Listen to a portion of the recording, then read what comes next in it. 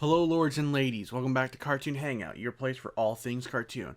I'm on a roll today, already having written 2 other reviews before this one. Maybe for once I'll get them up on time. Even if I technically am already late on 2 of them. But, baby steps. Anyway, yesterday's new episode, Horrificator, had Cat Noir and Ladybug facing off against a slimy new threat while attempting to film a horror film.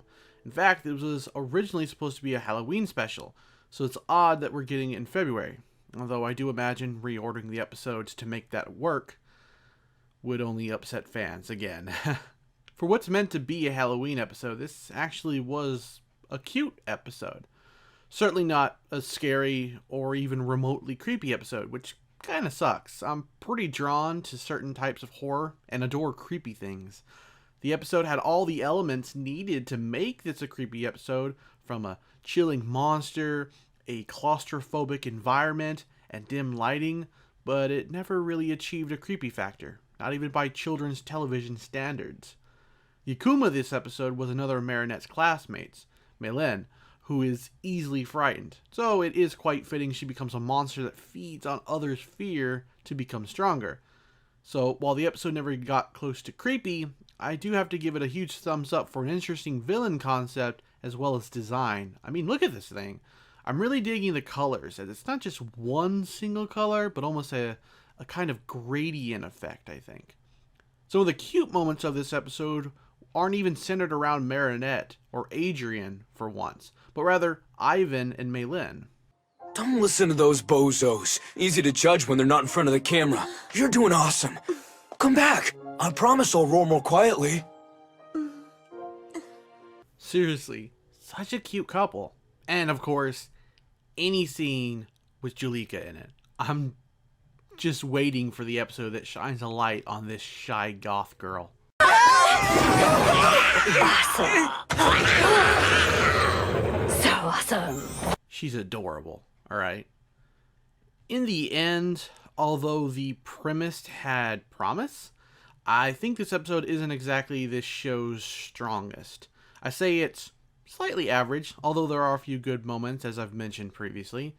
We're getting a new episode this Saturday, since I don't think there was an episode last week, so hopefully that one is a bit better.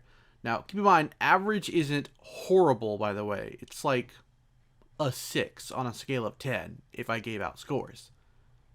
Which I do not. I don't think there's anything else to discuss, so that's my review of episode 11. If you felt differently about the episode, let me know in the comments below. I'll see you next time for more Cartoon Hangout. Take care.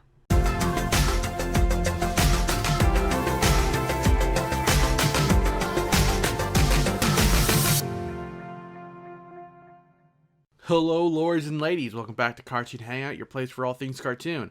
Since there wasn't a new episode of Ladybug yesterday, and considering I'm a week behind on this review, I figured it'd be best to have this up as soon as possible. Now, last Sunday's episode, Darkblade, featured Ladybug and Cat Noir in a duel against an honest-to-goodness knight. And I think this villain just quickly climbed into my top villains of this show. More on that in a bit. Darkblade trying to steal control of Paris wasn't the only thing happening in this episode. No, this episode also featured a political battle between Marinette and, guessed it, Chloe. Who else would it be? Now, I really like this little subplot because it allowed us to once again explore Marinette's character and even a little bit of Chloe's. Although to be fair, at this point, Chloe is still a fairly one-note character. I'm still hoping to get an episode that changes that, but so far that's my only complaint about the episode and the show in general. To contrast things, a similar character named Mandy from Totally Spies basically served the same role as antagonist, but then managed to get a little bit of depth added later on in the show. Not a lot of depth, mind you, just a little bit. So, what does a girl who divides her time being a normal teenage girl and a superhero think of adding on even more responsibility? Then maybe you should run. I totally would, but don't you think I've got enough to do with my duties as Ladybug and all my schoolwork? Not very highly, as one could imagine. While she does spend some portion of this episode unsure if she has what it takes, by the episode's end she's gained some confidence in herself after being helpful outside of her superhero persona. I thought this was a great moment in the episode and in the show, because a lot of times in superhero fiction the characters never think that they can do any good unless they're in their spandex. But now Marinette can see that even when she's not Ladybug, she can make a difference, and that's pretty nice. I do wonder if we'll see more of her adventures as class rep, or if this won't even be mentioned again. But let's get back to the villain, Darkblade. Part of me thinks this name is cool, and the other part thinks it's the name some 13-year-old emo kid thought of. It's also odd that Armand refers to his ancestor as Darkblade. Wouldn't have minded just the teeniest bit of an explanation as to why someone would be called that. Either way, weird ancestral names aside, I really love this villain's design. Or maybe I just love knights in the entire fantasy genre. I mean, just look at him. He screams coolness. He's even voiced by Todd Haberkorn, the English VA of Natsu from Fairy Tail. What's funny is that this episode was far more comedic in its portrayal of the villain and his minions, and I got a big kick out of it. Maybe it was the old-timey speech that Darkblade used, or how his knights were often hilariously taken down or even just thrown at Cat Noir and Ladybug.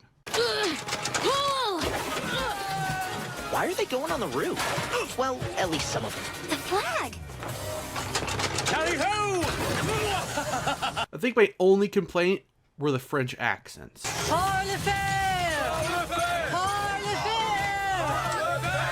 I'm not even remotely an expert on the French language, but the fact that the accents came off fake on a French cartoon is pretty bad. But that's just what I think. Maybe I'm wrong and they nailed the accents. If you watch the French version, you should let me know.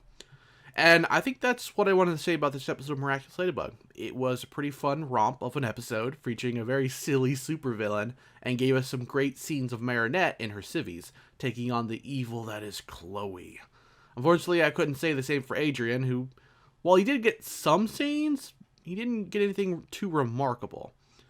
I'm sorry this episode was up so late. That's all on me. Luckily for me, there were no new Fairly OddParents episodes this past Friday, or a new Ladybug yesterday, so I didn't have to worry about falling even further behind schedule. And that's it for this review. Let me know what you thought of last week's episode in the comments below. Thanks for watching, and take care.